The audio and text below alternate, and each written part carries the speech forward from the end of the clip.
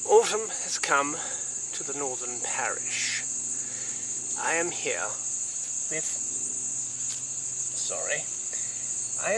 a small family, a small undergrowth of gametophytes, bryophytes, moss to the layman.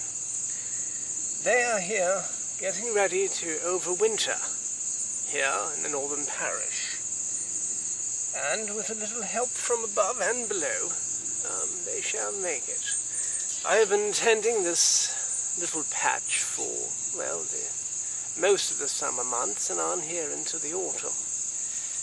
Gametophyte, bryophyte life cycle is a very tenuous but also resilient life cycle, and a little help from us here and there to provide a little water, a little food, a little enrichment, and a little prayer goes quite a long way. I am the Reverend Richard Beave, and I am your host on VV TV, the Virtual Vicar video vlog television. Welcome to my world, the world of the Lord God. Excuse me, I have to get up. My arm is hurting.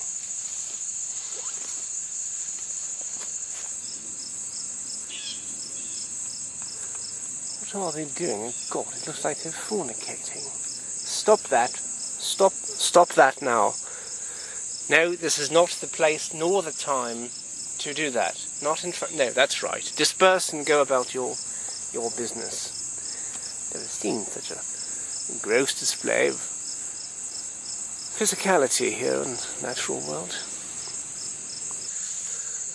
Gosh. Right. Insects are quite appalling in number, and I don't care for them very much at all. If you've ever been bitten by a mosquito, you know exactly what I mean.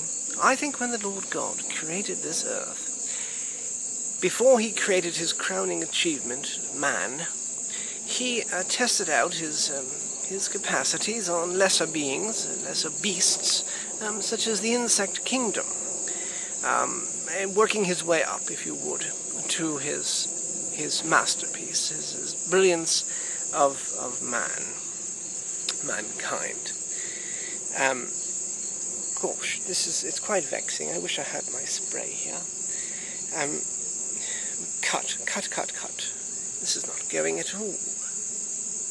Cut, I said. Now this is gorgeous. This is my pride and joy.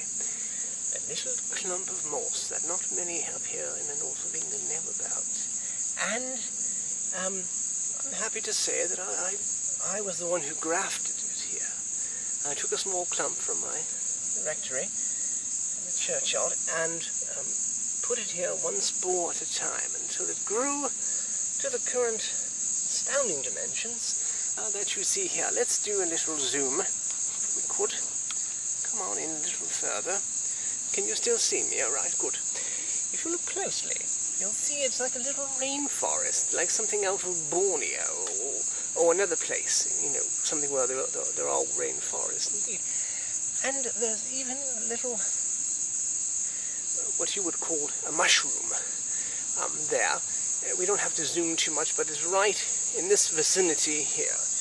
And I'm tempted to pluck it out because I think it's competing for resources with the moss, and I think I should do that. I'm sorry, but you have to go. It's a bit of weeding, if you will. Here, go, move over here. It's just a bit of weeding. One has to zoom back out. There we go. Right. All right. It's a little bit of weeding one must do from time to time to protect our little friends here, all right? Sometimes I put my elbow right. Oh, these bugs are quite vexing. So, there you have it. The thing is that they're being attacked left and right by insects, and I mean, if I treat them with conventional pesticides, it'll blight everything. It becomes sort of a it become a bleak landscape of utter destruction and death, and that is not at all what I wish for. I'm spreading peace and love, and the love of the Lord God. And I don't think it was such a good example to the younger members of the cloth, or those aspiring to the cloth, to know that somebody in the upper echelon is actually doing something that's detrimental to the environment as a whole.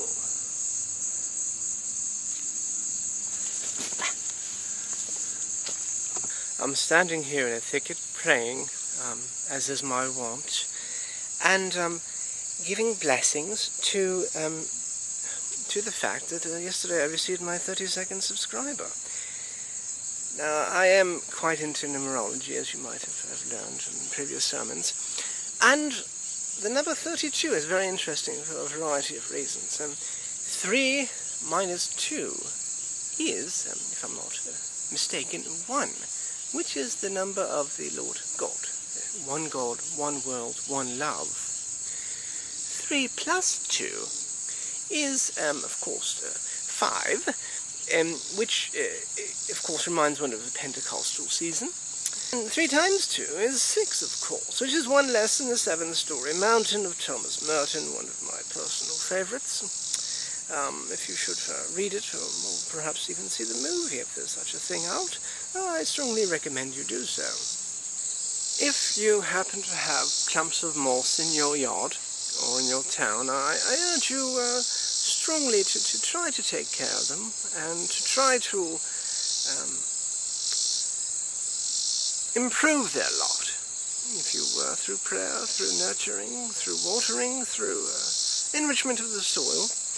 And I've often said the most wonderful thing about this earth and about nature is the fact that everything is so natural.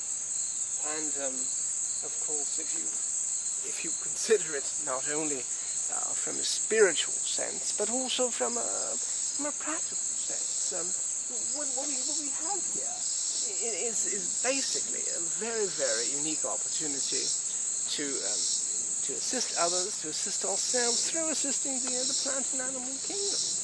Of course, not everyone is capable of such things, but the whole point of it is that we really have to care about such things as moths, because really spirituality starts from the bottom and wells up, and that's what it's all about. You start at the bottom. You start at the very beginning, at the Genesis, and you work your way up until something just blossoms, and that is what is generally known as faith, and that is something in which I strongly propound. Evergreens are lovely little creatures because they're always green, and if you will, they are a symbol of our eternal devotion to the Lord God, to what His good works are all about.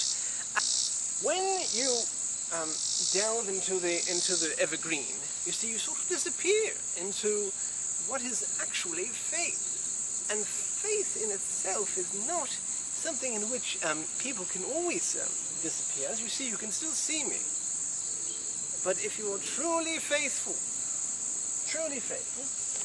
you will basically disappear from view, almost entirely. You say, hello, here I am here. I'm not completely gone, but I'm almost gone, and there I am, I'm completely gone. Can you see me? No, you can't. You see, that's the whole point of faith. If you have faith, then you can disappear from your worldly cares and then just focus on what's important.